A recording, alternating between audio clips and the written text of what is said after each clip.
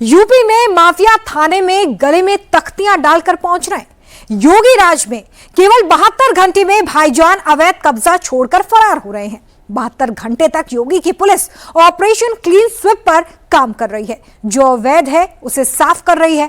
48 साल पहले हुए दंगे में जो पीड़ित थे उनको योगी सरकार जमीन के पट्टे दे रही है। योगी राज में इंसाफ ताबड़तोड़ हो रहा है। जो बोली से समझ रहे हैं उनको बोली से समझाया जा रहा है और जो गोली से समझ रहे हैं उन्हें गोली से समझाया जा रहा है। देखिए रिपोर्ट। जो ठीक नहीं हुआ है, बोली से नहीं माना है तो गोली से जरूर मान गया है। योगी के मैसेज के बाद से केवल बोलियां ही नहीं बदली, बल्कि थाने में माफिया, गुंडे, अपराधी तख्तियां ले लेकर पहुंच रहे हैं। यूपी के गाजियाबाद में अपराधी फिर हाथ में तख्तियां लेकर थाने पहुंच रहे हैं।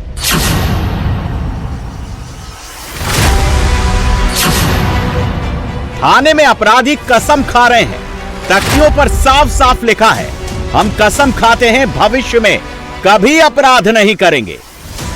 योगी राज में अवैध कब्जेधारियों से घर छुड़ाकर असली मालिकों को दिलवाया जा रहा है। यूपी के संभल में दंगा पीड़ितों को जमीन दिलाने के लिए बुलडोजर का एक्शन हो रहा है। गाजियाबाद की खोड़ा कॉलोनी में जिस असद ने सूर्या की चाकू गोदकर हत्या कर दी थी, उसके घर पर अब प्रशासन ने बुलडोजर एक्शन वाला नोटिस चिपका दिया है। खोड़ा कॉलोनी में ही अवैध मदरसों को ध्वस्त करने के लिए योगी प्रशासन बुलडोजर नोटिस चिपका रहा है।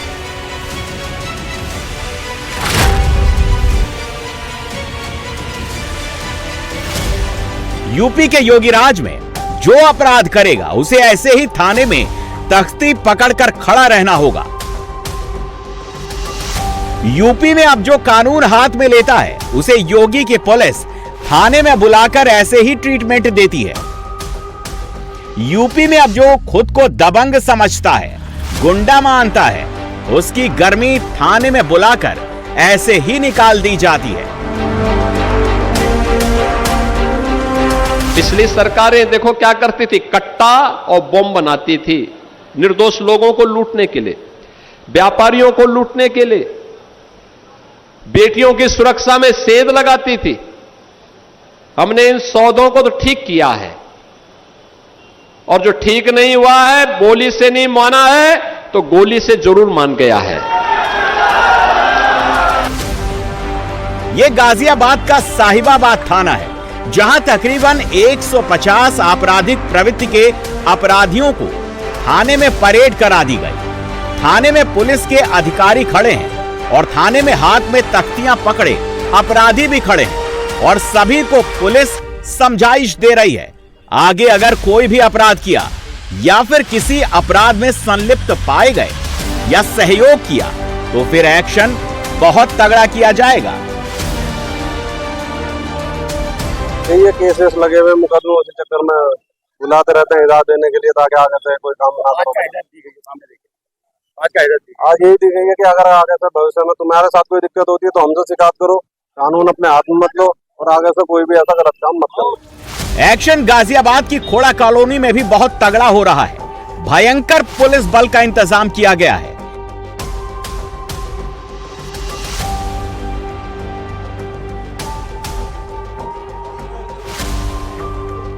यहां पर असद का भी घर है जो सूर्या हत्याकांड का मुख्य आरोपी था।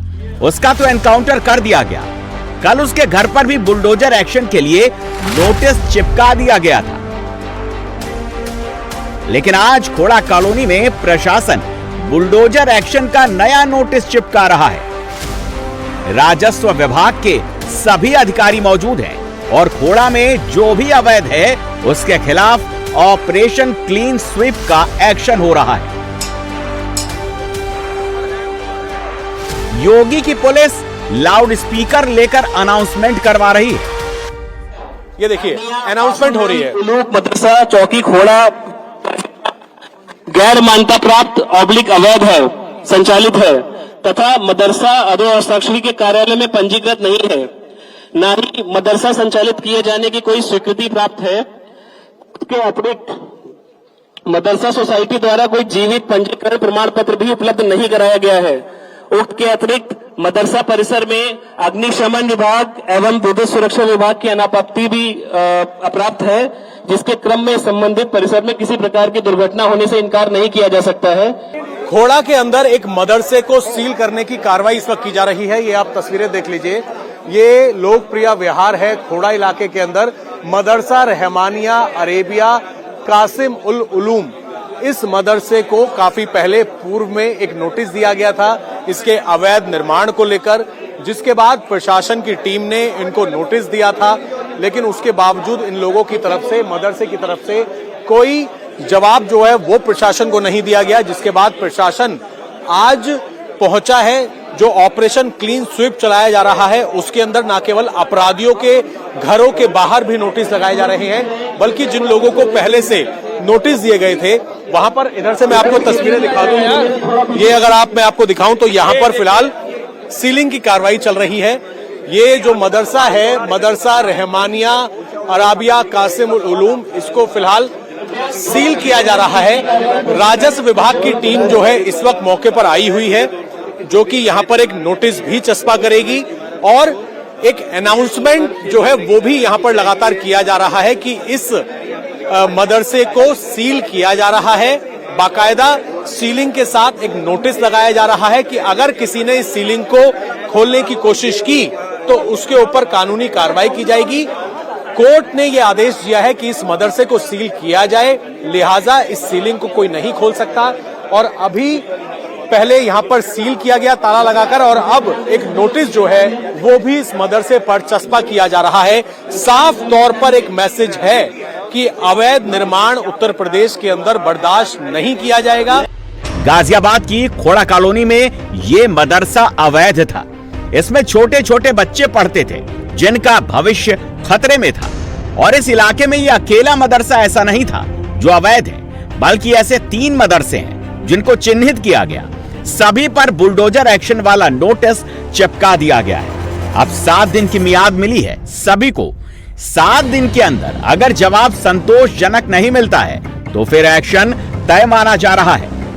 इन मदरसों को आज सील किया गया है। अभी एक मदरसा सील किया गया, अभी और भी मदरसे यहाँ पर सील किए जाएंगे। 2 मदरसे कल वेरिफिकेशन में पुलिस को और माइनॉरिटी डिपार्टमेंट को मिले थे, तीनों पे आज कार्रवाई की जा रही है। इन लोगों ने क्या पहले जवाब दिया था जब आप लोगों ने नोटिस दिया? आज सील किया जा रहा है। वहाँ पे अभी आपने देखा होगा नोटिस चस्पा कर दिया गया है, और चूंकि पंजीकरण नहीं है, किसी को कोई जवाब देना है तो 7 दिन का समय भी दिया गया है।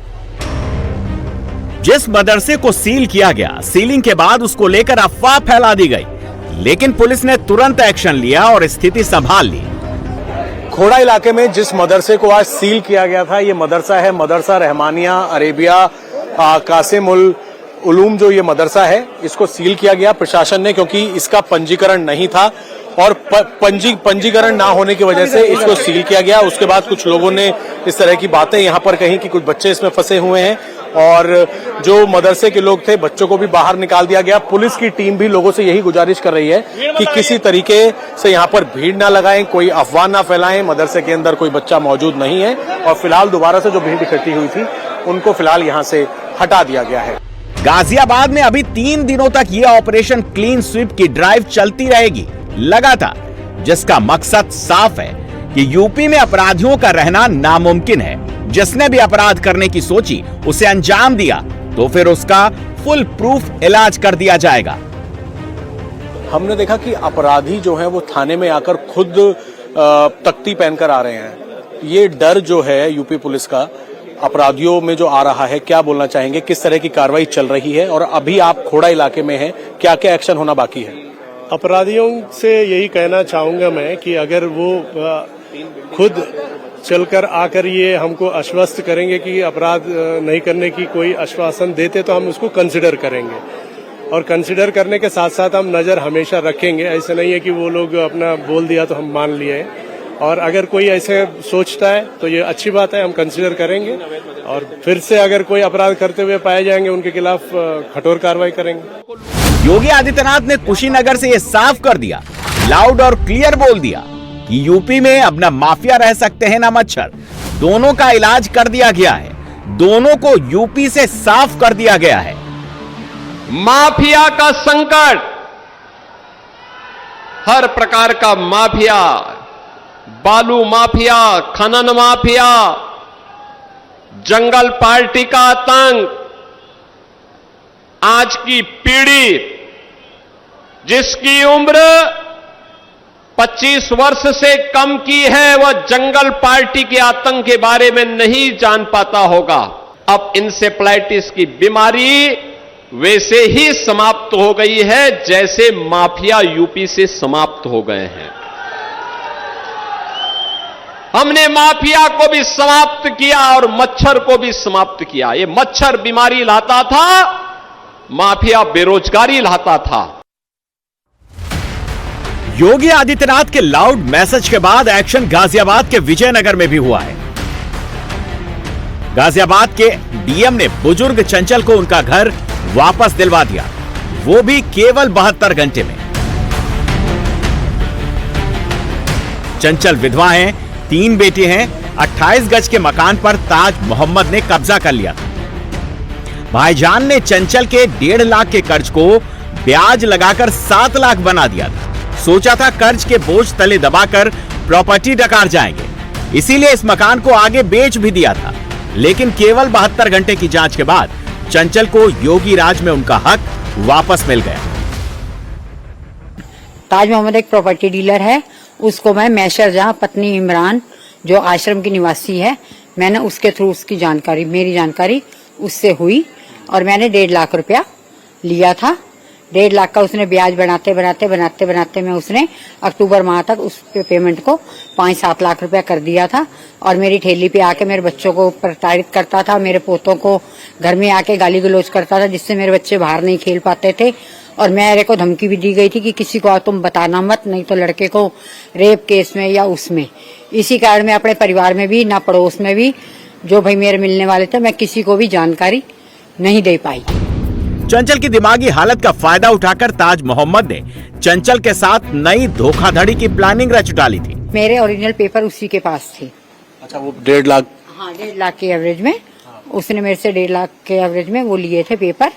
और जब वो मुझे ज्यादा प्रताड़ित करने लग गया, दिमाग का संतुलन मेरा खो चुका था, इधर से हस्बैंड चले गए, उधर से बच्चे नशा करते थे, तो उसने मेरे को ऑफर दिया था। क्या ऑफर दिया? कि भाई मेरा जो है 85 गज का मकान है रसूलपुर, वो मैं आपको दे देता हूँ और 7 लाख रुपया नगद दे दूंगा, और आप ये वाला मकान जो मुझे दे दो, एक तो कर्जे से मुक्त हो जाओगी और दूसरा भाई आपको रहने के लिए मकान वो मिल जाएगा। योगी सरकार में कानून काम कैसे करता है, चंचल को इंसाफ मिलना इसका बहुत बड़ा उदाहरण है। DM sir, SDM, ACP madam और डीसीपी, चौकी इंचार्ज, एसएचओ सर, बाकी उनकी पुलिस पूरी टीम। तो उन्होंने क्या यहाँ आकर आपको घर दिया, चाबी दिया? हाँ जी, उन्होंने जो है ताला की चाबी मेरे हैंड ओवर करी है, मुझे आश्वासन दिया है। और मैं तो पुलिस प्रशासन से भी और पूरी टीम से भी बहुत ही ज्यादा हार्दिक धन्यवाद करती हूँ कि उन्होंने जो है मेरा प्रकरण, जिसके लिए मैं 5 महीने से भटक रही थी, और डीएम सर ने जो है मेरा 72 घंटे भी नहीं लगने दिए और उन्होंने मेरी महिला को। वो कहाँ है ताज मोहम्मद? ताज मोहम्मद ही तो नहीं आया, ताज मोहम्मद का कुछ अता पता नहीं है। ताज मोहम्मद फरार है, लेकिन जल्द ही उसका भी चैप्टर पूरा कर दिया जाएगा, क्योंकि ताज ने केवल चंचल के साथ ही धोखाधड़ी नहीं की, बल्कि पड़ोसी मोमिन के साथ भी बड़ी धोखाधड़ी की है। ताज मोहम्मद ने बेचा हमें। ताज मोहम्मद ने हमसे यूँ कहा, मैंने मकान ले लिया, मैं बेचना चाहता हूँ, आप लेना चाहते हो तो ले लो। हमने कही कोई लड़ाई झगड़ा तो ना है इसमें, ना कोई लड़ाई झगड़ा ना है, मैंने ले लिया, कागज सारे मुझ पे है। हमें उसने यहाँ नहीं, मेरे बेटा काम पे जाकर दिया उसने 5 लाख रुपए उसने मुझसे उसी दिन इधर उधर से कर कर हमने 5 लाख रुपए उसे दे दिए। उसके बाद में हमें कोई पता नहीं, मैंने फिर चंचल के पास फोन करा के, चंचल तेरा वाला मकान मैंने ले लिया। कहने लगी कद? मैं बोली कल ले लिया। जो मेरे दिल में कोई बात होती तो मैं इसके पास फोन करती। मैंने इसके पास फोन करके कहा अब जो मकान हमें दिया गया है कल, उस मकान भी मैं भी किसी और का मकान है। वो जो मकान कल दिया गया उसमें कह रही है पुलिस को बुला कर ताला डलवाऊंगी उस मकान में। वही जिसका मकान है, जिससे उन्होंने फ्रूटबाजी करी है, ताज वो भी ताज मोहम्मद का नहीं है? नहीं है, वो भी किसी और का मकान है। कह रही क्या चाहते हैं, क्या कार्रवाई हो? हम तो ये चाहते हैं हमारा जो कल दिया गया है सही सलामत, जो सबके फैसला हुआ उसी फैसले पे हमारा ये मकान हम पे रह जावे, जो दिया गया हमें, हम ये चाहते हैं बस। यूपी के योगी राज में चंचल को जिस रफ्तार से इंसाफ मिला उससे पड़ोसी भी खुश हैं। योगी सरकार का धन्यवाद कर रहे हैं। धन्यवाद हमारे योगी जी आदित्यनाथ जी का है कि वो किसी के साथ अन्याय नहीं होने देते। तो ऐसे सीएम यूपी के नहीं भारत के पीएम होने चाहिए। बस यही कहना चाहेंगे कि सब उनके सरकार चलाने के लिए धन्यवाद। कि प्रशासन इतना मुस्तैदी से वो काम करेगा वो पता नहीं था किसी को। हर कोई जाता है, एप्लीकेशन लगाता है, सुनवाई होती है, जांच होती है, जांच के नाम पर बस दिखा दिया जाता है। उससे पता लगता है कि योगी जी जो हैं उनका जो काम करने का तरीका है बहुत अलग है, और जितने भी प्रशासन के लोग हैं वो अच्छे से काम कर रहे हैं। यूपी के संभल में भी एक्शन हो रहा है। बुलडोजर चल रहा है। बुलडोजर से जमीन को समतल किया जा रहा है।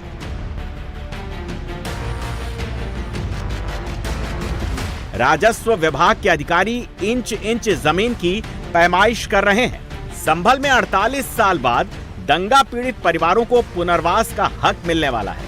1978 के दंगों के दौरान राम शरणदास रस्तोगी की हत्या कर उनका शव छत विच्छत कर कुएं में फेंक दिया गया था। मुख्यमंत्री ने परिवार के पुनर्वास का आश्वासन दिया था। प्रशासनिक जांच के बाद मृतक की पुत्रवधू रुकमणी रस्तोगी, जो सुभाष चंद्र रस्तोगी की पत्नी है, उनको ग्राम शेख खां सराय के बाहर चुंगी क्षेत्र में 100 वर्ग मीटर आवासीय भूमि का पट्टा आवंटित किया गया है।